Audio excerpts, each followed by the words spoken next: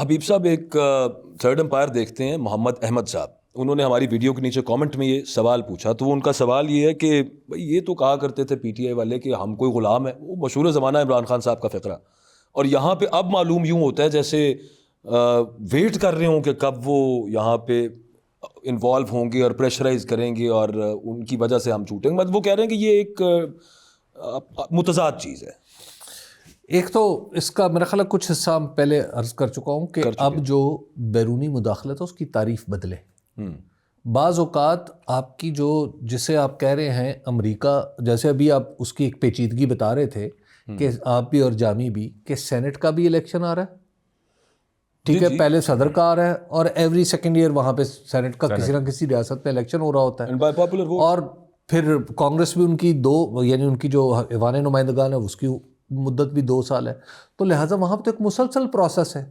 تو وہاں کی رائے عامہ بھی زیادہ منظم ہے. اب اگر وہاں پہ جو رہنے والے پاکستانی ہیں وہ اگر پریشر کریٹ کریں تو اس میں کیا ہے, اس کو آپ کیسے کہیں گے مداخلت ہے. بالکل ٹھیک ہے, یہ بھی ایک نئی تعریف کرنی پڑے گی مداخلت کی کوئی. اچھا, اس کے بعد دیکھیے پاکستان کے اندر اس کا یہ کہاں مطلب ہے کہ پاکستان کو سمجھایا جا رہا ہے کہ آپ آگے بڑھیں, آپ معاملات کو سمیٹیں, تو اس کا مطلب غلامی ہے.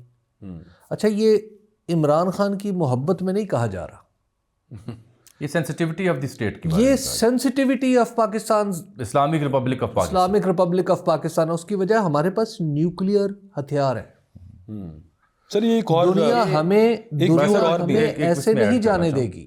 سر اس میں نا 3 ممالک جو آپ نے ذکر کیا, چین تاریخی طور پر پوری دنیا میں, پاکستان بھی ہو, وہ اتنی زیادہ ایکٹیو انٹرونشن نہیں کرتا ہوتا internally. They are not known for that. ان کی ایک اپنا انداز ہے. چائنیز ڈپلومیسی بالکل یکسر مختلف ہے. ہاں, چین کنسرن کا اظہار کرتا ہے, سرد مہری کا مظاہرہ کرتا ہے وغیرہ وغیرہ, اور کہتا ہے ہاؤس ان آرڈر, یہ میکسیمم ان کے اینڈ سے. دوسرا ملک آپ نے برطانیہ کا, I think in the wake of this all سب سے زیادہ جو پرو ایکٹیولی جن کے ایمبیسی نے اور جنہوں نے پاکستان کی سچویشن کو ٹیک اپ کیا, دیٹ از یو کے. سو فار بہت پرو ایکٹیولی ڈسپائٹ. اچھا, ویسے اس کی ایک ڈپلومیٹک ریزن ہے. اس کی ریزن یہ ہے کہ کامن ویلتھ کا حصہ ہے. تو یہ بہت pro actually despite countless concerns and reservations shown by the government or the state of the Pakistan. تیسری جو یو ایس اے کی بات حبیب صاحب کریں, آئی تھنک اس سارے سینیریو میں ہمیشہ ایسا ہی سیکوینس رہا ہے ماضی میں لے کے اب تک.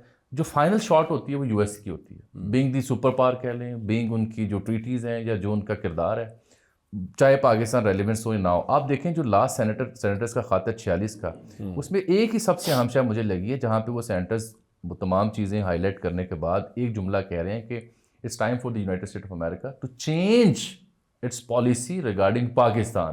وہ تمام حوالہ جات کا ذکر کرنے کے بعد پالیسی چینج کرنے کی بات کریں پاکستان کے بارے میں. وہ مشکل ہے ویسے, لیکن بہت اہم شے ہے. نہیں, اس میں نا جاوید صاحب ایک کویسچن بھی اس میں ایڈ کر لیں. یہ بھی ایک ویور ہیں, انہوں نے ویڈیو کے نیچے, حبیب صاحب طارق قریشی صاحب ان کا نام ہے, انہوں نے کوئی کہا ہے کہ امریکی کوئی نظریہ ہے, کوئی ڈاکٹرن ہے کہ وہ اس حوالے سے کہ جس ملک میں حالات خراب ہو جائیں تو امریکہ کین انٹروین, یا پتہ نہیں یہ کہنا چاہ رہے ہیں کہ امریکہ وہاں پہ باقاعدہ انٹر ہو سکتا ہے. اس کا بڑا مشہور ایک تھیوری ہے, وہ ہے کنٹرولڈ کیوس. اچھا, تھیوری آف کنٹرول. اور انہوں نے یہ بھی لکھا کہ یو این سے بھی شاید وہ ریٹیفائڈ اور سمتھنگ. یو این نے اس کو کہا تو نہیں ہوا, لیکن سیکیورٹی کونسل کا, اگر آپ یو این کی سیکیورٹی کونسل کا آپ ان کے حدود و فرائض پڑھیں نا, تو آپ کو پتہ چلتا ہے کہ اچھا ان کے پاس یہ گنجائش ضرور موجود ہے. یہ تو ذرا بات کو دور لے جانے کے مترادف ہے. ٹھیک.